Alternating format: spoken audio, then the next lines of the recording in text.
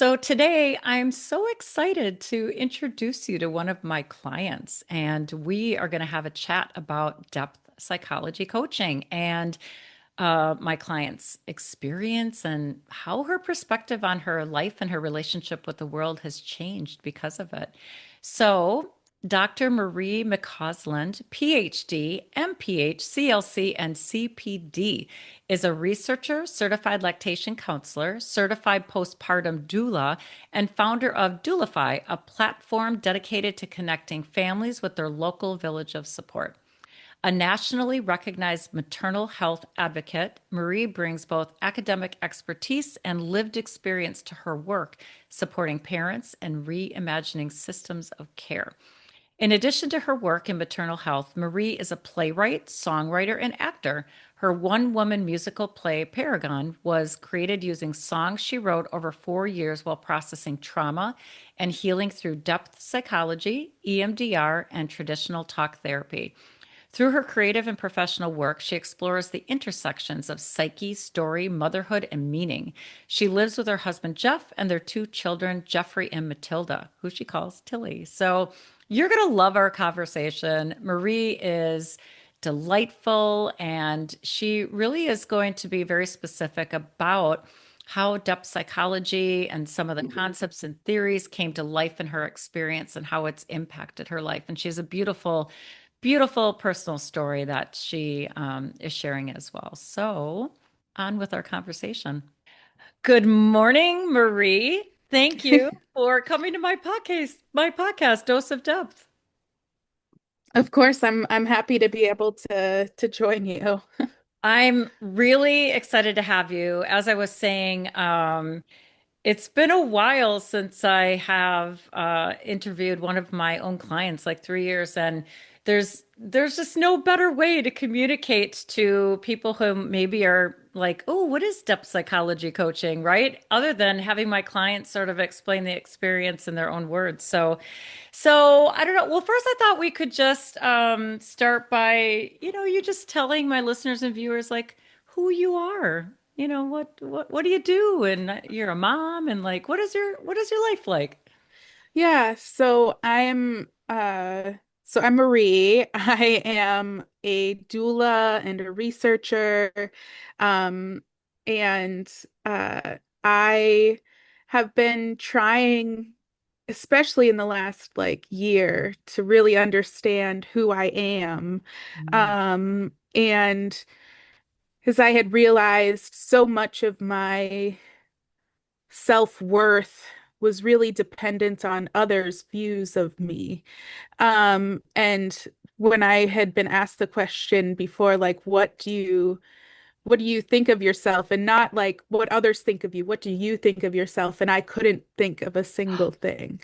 And I Wow, was isn't like, that fascinating? yeah, and I was like, okay, like, and other people could do it so easily. And I was like, okay, there's something here that I need to explore. And yeah, I recently just finished a 3-day run of a play that I wrote with music that I wrote over the last 4 years. And I've found music to be incredibly healing and incredibly helpful in processing my trauma. And I'd write, certain lyrics and then be reading about depth psychology or, Sufism or, music and spirituality. And I'd see some of the lyrics that I wrote like in these pages and I'd go, oh, wow. Like I really was, in the zone and taking in things from the divine and I had no idea at the time, but that's one thing that they say about creativity. It really links you to like your unconscious and yeah, so that's been really cool. Oh, that's amazing. Yeah, well, that's, creative intelligence flowing through you. Right. And, many creators are aware that they're not actually doing the creating. It's a partnership between, whatever you want to call it, God, the quantum realm, whatever that's like, using your unique expression of being human to expand consciousness in some ways. So, and other people just do it and they don't know that that's going on, but that's okay too. So, oh, I think that's a great introduction. So, I think one question to start with so that people can go, "Oh, is this depth psychology coaching like for me?"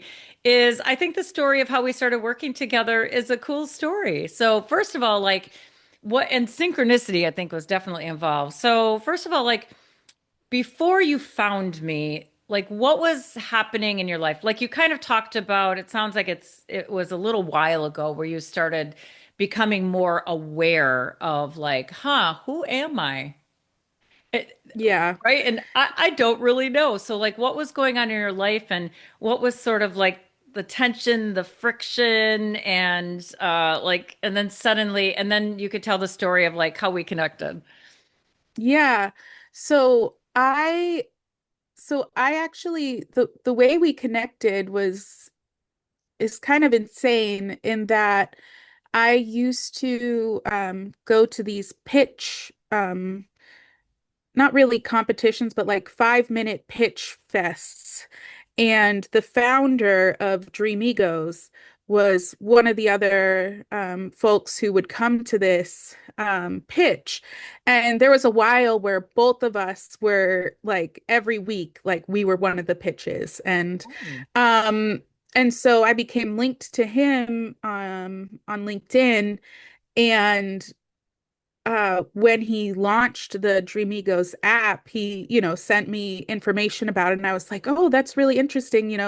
I definitely I had never written down my dreams in journals or anything, and so suddenly I had a way to record my dreams and not just record them, but put them on this dream line and that's where you found me, where you were helping me to kind of interpret the dreams that I was having. And um, yeah, uh, it was definitely a journey to get there. I didn't even know You that know? part of the story. Isn't that funny? Because, Patrick Lane is the founder of Yeah. Dramigos. So for those of you that don't know, Dramigos is an app where you can record your dreams. You can either speak, do it in audio, or you can write, and you could also like take pictures, I guess.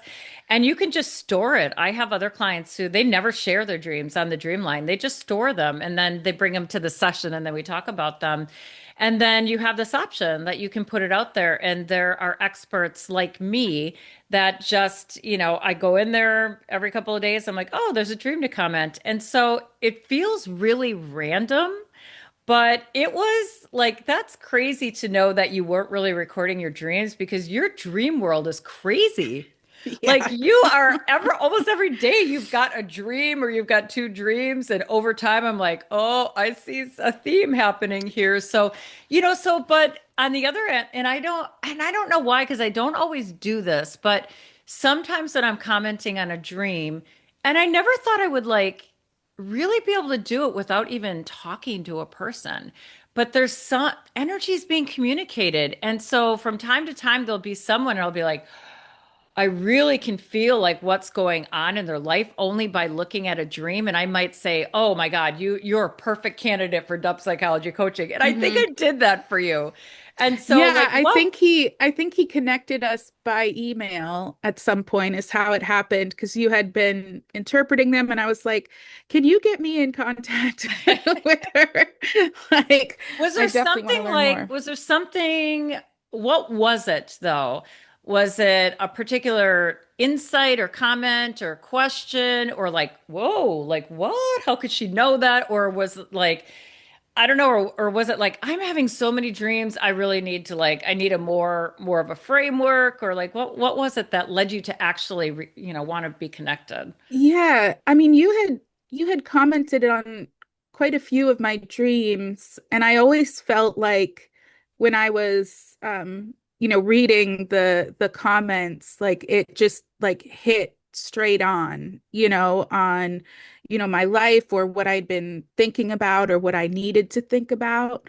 And I knew nothing about Carl Jung and depth psychology. until we met. Yeah. And now it's something I read about a lot and has really helped me to write the play in the way that it was because, if I didn't, in the play I'm really going through these, traumatic experiences of, my birth and my kids' births, which I nearly died with both of them. And in those experiences of nearly dying, I could literally like see my body like Mm. on the floor. I was outside of myself in this moment of like, no, this like really could happen. You might die. And coming out of those experiences, I became so, number one, determined to help this not happen to other parents, and other moms, but also to like start living my life in a way that like, if no one's dying, like it's probably going to be okay, and even if someone's dying, like, that's a part of life, and I just sort of there was one time after I gave a TED talk about my experiences in 2019, and one of the other TED talk speakers came up to me afterwards and they were like, I wish I had your perspective, because they were like, how are you doing this? Like, aren't you like scared or worried or whatever? And I was like, no, I mean, it's just a talk, and if people feel connected to it, then they feel connected to it. But I'm not like really stressed about it. I'm just excited to be up there and able to share my story. And they were so stressed. Like I really wish that's when they said, like, I really wish I had your perspective because it's just, but without going through what you went through, and Right. it's like, um, it's hard to say, like, unless you've really experienced nearly dying, it's Yeah. it's it's kind of hard to explain that to other people. Um, and I say that and like well, my dad died last week. Yeah. And right before I was gonna do the play.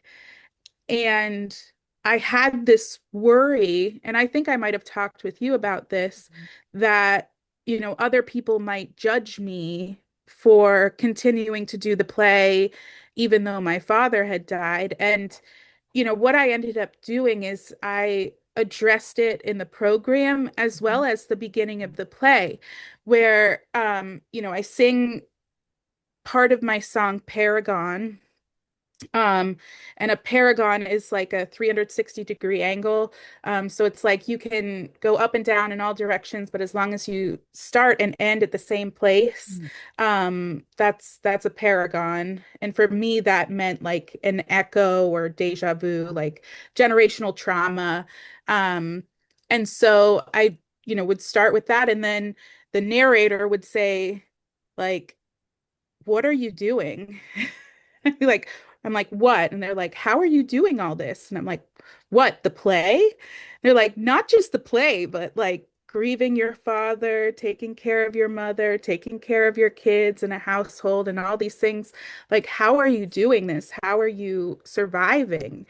And, I go on to say, I'm meant to be here. Yeah. And all of you that are in this room are also meant to be here. And spending an hour contemplating the meaning of life and the meaning of why we're here. And I was like, not just like why we're here on this earth, but like, why is everyone here in this room together? And so, everything that has happened in my life, and everything that's happened in their lives has led us to being together in this room. And and then I start the play by being like, okay, like, so why are we here? And it goes into, my first near miss experience with my son. And throughout the play, I'm just kind of I'm going through like a PTSD episode where there's flashbacks and, strobe lights, and I'm going through, um, I started trying to understand myself through um, numerology and astrology. And then I, got into EMDR. And like the last kind of section is me doing EMDR on my mother's birth. So when she had me. Um, and, talking to my mother and talking to my baby self. And you know, having these moments of, you know, was this the beginning or was it earlier? In my mom's, in my grandma, when all of us were together, like, and I was an egg. And so it just, um, yeah, it's been really, depth psychology has been really helpful in getting me to understand why I kind of do the things that I do, and trying to Well, get me more present. well, I love how you worked that in. Yes, we did talk about it because, you knew that your father might not make it to your play. And by the way, and I said, well, what does your father think about this play? And you're like, he wants me to do it. So I'm like, well, there's your answer, Yeah. right? Like, okay, just like tell people that. And the reason I love that you're sharing this right now is, from a depth psychology perspective, Carl Jung said the unconscious seeks to create. Hmm. So like this is what the unconscious does. Like it seeks to expand consciousness, and it does that through us and through how we show up in the world. And so, since science even affirms that up to 80% of us is like unknown to us, right? So, the process, the individuation journey, which you're on, the process of coming into deeper relationship with what's in your unconscious necessarily results in creative expression. So, like, I'd love for you to say, because this happens with all my clients, whether or not they're like your kind of creator or not, there does come a time where they just feel this urge to express something. I had a client who once, like 10 years before he started seeing me, his son committed suicide. Oh, And he wow. was young, like 19, something like that. And suddenly, as after a couple of months of work together, suddenly he's like, you're going to think this is crazy, but in my head, like I have this story and it has to do with death, but it's not exactly about my son, but it's like, I'm like, you need to write that down. Like, what is this? And he wrote this. It was almost like a short story. And I'm like, and it was amazing. And it Hmm. had to do with how he was unconsciously processing, his son's death. And there's a personal aspect, but there's also an archetypal aspect. And so what was happening is like the universe was using him and his experience, and it resulted in this story that was fiction, but it was right. And like he didn't do anything except it was in his head. And I Yeah. said, it needs to come out. And I said, maybe you want to turn this into something and publish it. And eventually he's like, no, I think I just needed that to come out.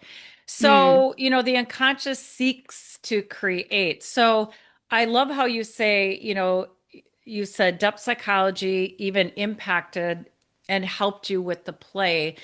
Is there something like during the course of our work that you think specifically helped with that? So it could have been the way that we work dreams or exploring your mother wound or like, can you pinpoint a bunch of things or a couple of things that, Well, one thing that you helped me with was writing that email to the director. So we changed directors a oh, month yeah. before.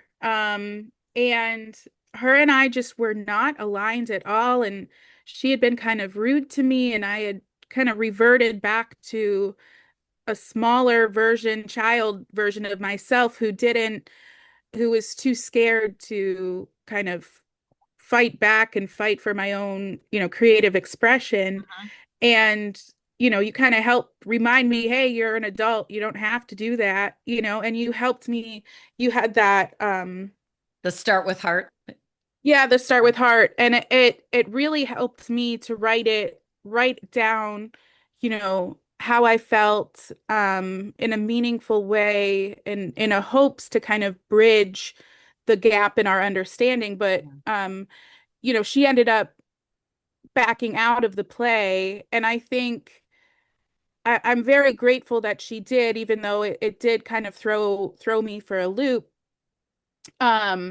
Because I had to kind of scramble to find a new director, but I ended up having Sarah, who was she's a lifelong friend, um, and she helped me create the version of the play that got a standing ovation on the third Oh night, my you know? gosh.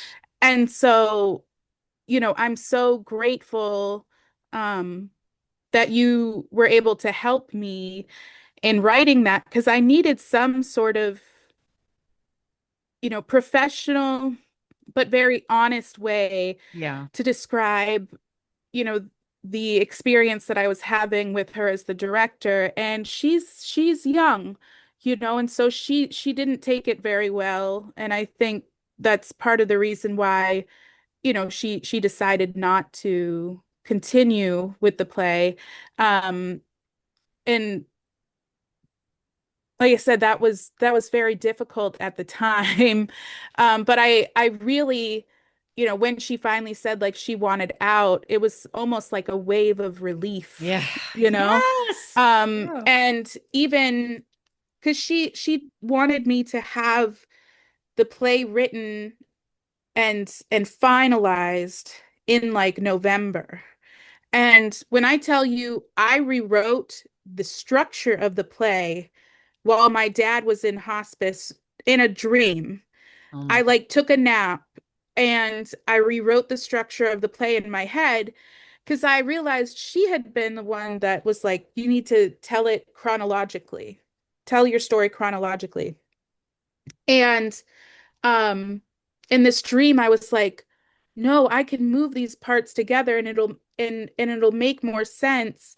Um, and it won't be as kind of it was almost kind of blah, just Yeah. going straight through it like Yeah. that. Yeah. Um, and oh, she would have been so mad if I had tried to do that the week before, but Sarah was like, "Oh yeah, let me read it." And she was like, "This is great." And the staff also at Cleveland Public Theater were very grateful to how professional the two of us were. We came in with everything that we needed done, and yeah, it was a great kind of learning experience. And um I also, working with you and doing the active imagination is Mhm. always very like helpful. Um You're great at active imagination. Well, first of all, before we move on to active imagination, because I think you're like so perfect at everything you're bringing up. I'm like, oh, that's a great place to go next. Because we're also teaching, but what happened? It's such a great example of what we go through every day, right? Where we have a wound. We all have wounds, like you've got trauma. But we mhm, all, even if we don't have trauma, we all have these experiences in childhood that lead us to respond to stimuli, events, and incidences in a certain way that either brings us validation and love or avoids pain. Right. And right, so I mean, think about that. Like, then every day, these little pivot points then entrench a pattern. And we take that into adulthood. And we needed those patterns. They're neutral until they get in the way. And then you right, had this, I mean, just think about that pivotal moment in your life where you're like, we got to have a conversation where you're like, I'm feeling this, but I feel like and now in hindsight you can go, God, what was I so afraid of, right? But what right, happens is that pattern is in our unconscious, and then our central nervous system does not want us to challenge the pattern. So our central nervous system will stay in dysfunction because it's familiar. And Hmm. so, in that moment, and for my viewers and listeners, I have a tool called Start with Heart. And it's what it sounds like. So the conversation is, we don't need to make the other person the bad guy, even if we don't like them. Sometimes we don't like them, but if we truly want somebody to receive what we're trying to communicate, there is a way to communicate it and to put the emotion in the right place, not the wrong place. And without a template, we just can't trust ourselves. Honestly, when we're triggered, we just can't trust ourselves. So, Yeah. I mean, wow, that's just a great example of how I was there to, in real time with you to help you through that. And I had a tool for you. And then you gained an insight about yourself. And I mean, your confidence after that, right? So that anxiety is like, the anxiety is a way our unconscious is speaking to us, and it's saying something's not in alignment, and she was not in alignment with you. And it didn't really matter. Like it could have gone the other way too, where she was like, oh, I get it. And the ending could have been equally as good. But in this way, like what you did for her is a gift, because there was a natural consequence to the way that she was working with you. She kind of was working against you. She probably has an authority complex, so she needed to like be in charge. Like it's so complex. And so, she got feedback from the universe on, and who knows how that'll impact her. That experience of her leaving might turn her into a better director. Yeah, and I think, uh, she did end up coming to see it on Friday. Oh, she Um, did. yeah, she Oh, did come. She said hi to me and gave me a hug, but I was like, I needed to yeah, you were leave. busy. You were I was a busy. little busy, so I was like, she didn't because I was like, "Oh, did you see the play?" She's like, "Yeah." And I was like, "Okay." And she didn't really give me any like whether she liked it or not, but it Yeah. doesn't matter. Yeah.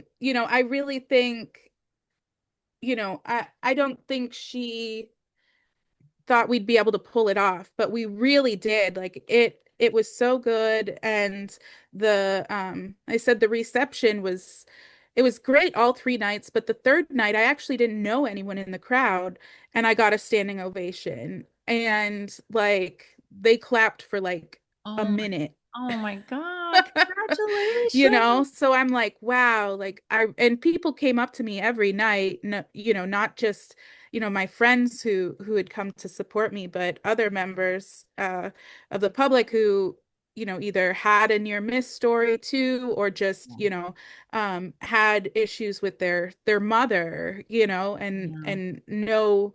know, the struggle that there is there. So it Yeah. really resonated with a lot of people. And if we And were and if we were in a yeah. session, I'd say, what is the lesson that you learned?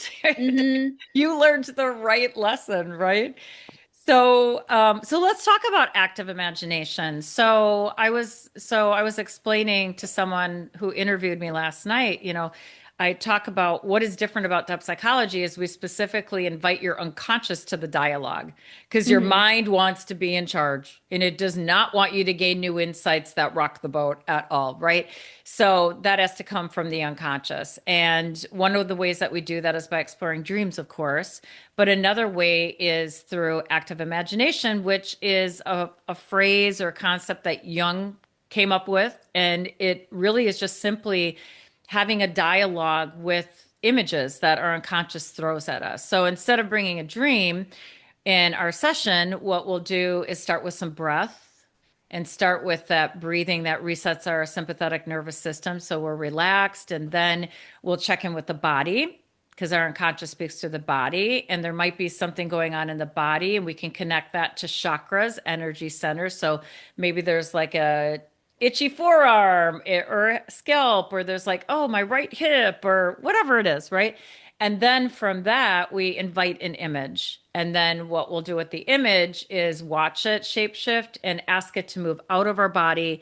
And then we'll have a dialogue with it. So, are there any, and maybe you don't remember anymore, are there any particular active imagination experiences that were, I don't know, surprising or particularly meaningful or mind blowing or you know. Yeah. I mean, I remember I, I've had this happen a couple times where like one of my eyes feels um like it has more pressure than the Mhm. other, Yeah. and then I'll imagine like a yin yang, Hmm. where one is the white dot and one's the black dot, um and in moving it out of my body, I'll notice like the decrease in pressure, Hmm. in my face. And yeah, which is always fascinating. I have this pain in my neck right now that we're gonna have to talk about tomorrow. Okay. But like I really need to know. I mean, obviously I've been playing the ukulele a lot and I got a neck strap, so I'm like it's probably due to in part that, but I'm like there's got to be a spiritual Yeah, there's meaning all behind this neck it's pain. always both, right? It's like there's always both because you're like, why? Why now? Why am I preoccupied with it, right? As soon as you're Yeah. preoccupied with it, then it's like there's something deeper to it. So, yeah, we're going to meet tomorrow, so we'll talk about that. But Yeah, you we'll bring have to up, talk about it yeah. tomorrow So because I'm like, yeah, you bring up that another part of, working with me is this really holistic and comprehensive aspect because the unconscious speaks to us like in crazy ways, including through our bodies. So, and it's kind of crazy sometimes when you're like, what? That's what that was about, is this? And, so the neck or the shoulders, what is the neck? The neck holds up, this part. You could say our face is like a persona, the neck, the throat chakra, our voice. So there's so many different ways that we could go with it. And who knows, maybe something in your dream will come up tonight yeah. before tomorrow morning. So, Well, then I remember the one too. It was like a doorway, and there were ice agents barging that's through the right. door. And like I ended up, the door was like moving around, and like I had one ice agent that was so angry, got so angry, was like but trying to bust through the door. And I'm just looking at it like, what is your problem? Like, and I just grabbed their hand and moved them around the door because it was just like a door. I You remember didn't this one. have to Yeah. go through it. Right. You could go Right. around it. And then I think it turned into me as like a teenager, Yep. sitting on a bench and like, feeling, unloved in that moment. And just the insights you can gather from that are really helpful because it was like I was feeling so angry and scared. Oh my gosh. Well, circling back to the active imagination, I'm glad you brought up the one with the ice agents because that you're not the only one where ice agents are invading people's dreams and it's terrifying and it's a great example of how your psyche grabs onto whatever image it thinks will elicit something for you to explore, the emotion for you to explore. Yeah. And yours was, and when I say like you're good at like active imagination, what I mean is you're like so open, right? And you usually gain insights pretty quickly. I mean, I don't know if you remember, but I was like, wow, what? You just said you don't have to go through the door. Just come on over here. Like Right. think about that dynamic, right? So sometimes we are in our own way in our life. Yeah. And we're so like stubborn about the way that we want to get something done. And yet in your active imagination, your unconscious is like, dude, just walk. Here I am, just walk over here. And then what was so interesting about yours is that, as you said, come on over here. And then you ended up sitting down on the couch, I think, with the ICE agent. And you're like, oh, this is me. This is another version of me. This is the angry Hmm. me. This is the teenage me. And there is a lot of angst in our teenage years, whether you have a normal childhood or not. And ICE is a great symbol for out of control sort of anger, lawlessness, Yeah. oppression. I mean, it really is. And so we have those characters in us.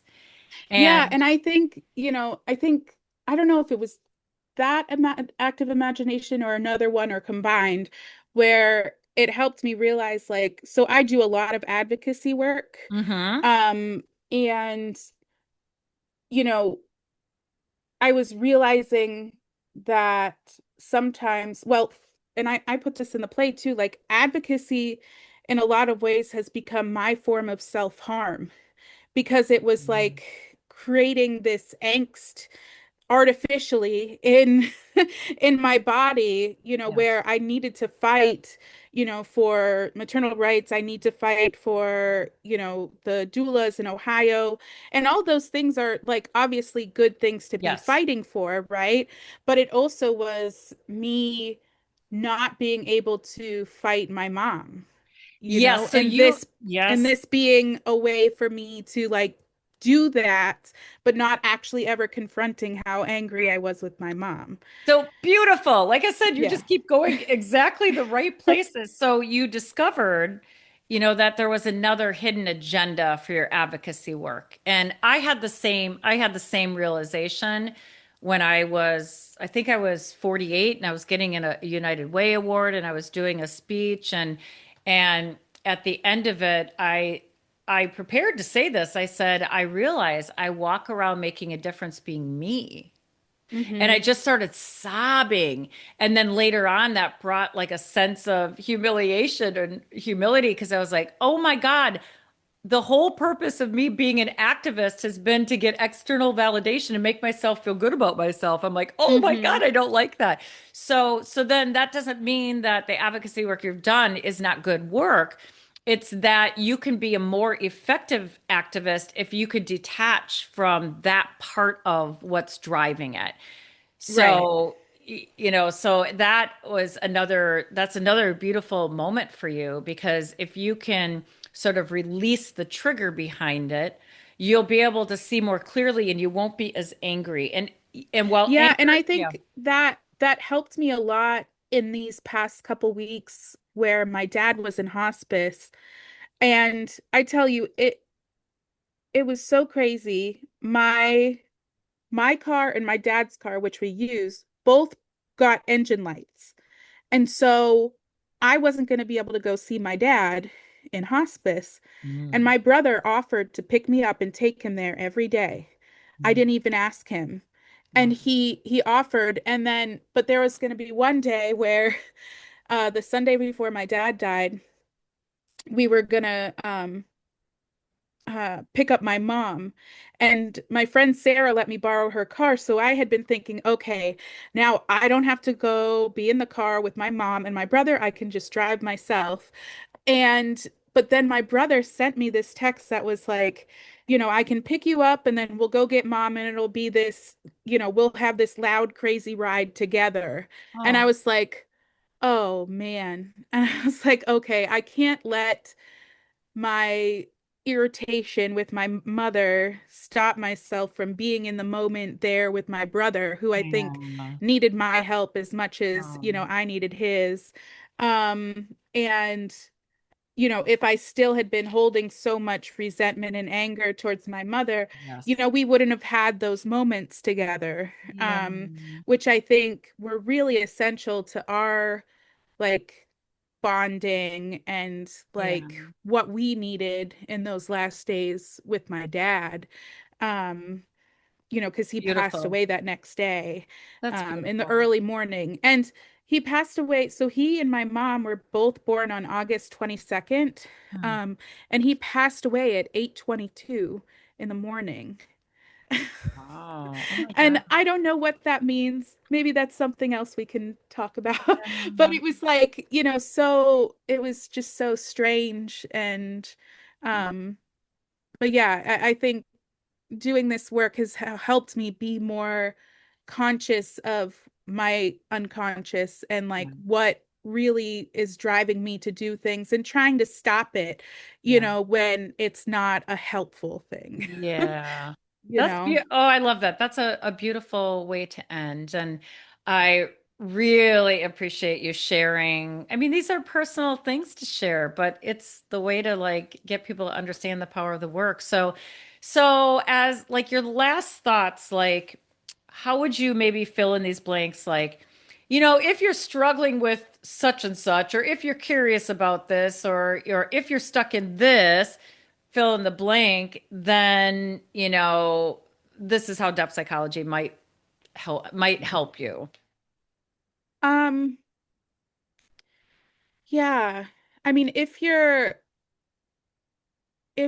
feeling like, there's something more that you want to explore about why you do things or who you are, um, depth psychology is really helpful in kind of starting to parse that out for you. And it gives you a framework which Yeah. allows you to more easily say, like, oh, like this is from my mother wound, or this is from like the feminine side. Hmm.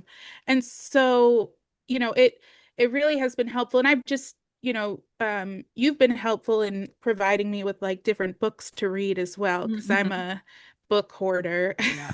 Yes, yes. um and so I love reading and learning more. Yeah, it really has helped me in ways that are different from traditional therapy and EMDR, which I also do. Hmm. Um and because they're not, they don't know about the different interpretations of like the dream world, and they've heard of Jung and stuff, but that's not their kind of in their Yeah. scope of work. Yes. So this is like a different way of kind of thinking through things, and Yeah. um I hope I made sense by saying Absolutely. One final question. Because of your work and all of your insights, and you have such a nice like, oh, climax with this play and the way that you were able to heal and, release your dad to his next phase. Like how do you look at your future differently because of this new lens and these new insights that you have? Like, how do you look at, who yeah. you're becoming in a way that you wouldn't have without doing this work? So I think something that I think Jung talks about is that there's like an infinite number of universes out there, and or at least that's Yeah. one thing that I believe, that there's infinite possibilities, Yeah. and where we are consciously is what the choices we've made. Yeah. But I had a dream the other night where I got to visit, a universe where my dad was still alive, that he'd Ooh. gotten the treatment that he needed at the appropriate time, and he was still alive, and I got to, talk to him and ask him about all these, because he was the historian of the family, so he has Mm. boxes and boxes of papers and Oh, yeah. letters and photographs, and I had a chance to like start going through them with him. And I like to believe that that place really does exist. Mhm. And so his presence is still very much here with me. um and it kind of changes my it's changed my perspective on how I view myself and my relationship with the Yeah. world and Yeah. with everyone else's choices. And I've become more conscientious of what I choose to do, because I know there's so many other options out there. Yeah. And I'm like, what do I think would be the best choice for me in this reality? And really paying a more close attention to that than I ever have before. Yeah. And it's given a lot more meaning to, manifestation, where, it'd be like you can't manifest something without taking action, right? Yeah. And I really take that to heart now, where it's like I know that if I do want this to happen, I can make it happen because Yeah. there's an infinite number of Yeah. universes out there, and I just have to be the one that does it. Oh, I love it. So, I love it. it really has been helpful in helping me to find my place in the world. So you realize you have more power and more agency than you thought you did. Yes, Create your yes. world. Fantastic. Well, that's a beautiful place to end. And I thank you for taking time in your morning to share. And, is there anything that is there anything that you want support with? Like you're a creator and also, did you record this play and are you going to make it available to people to see?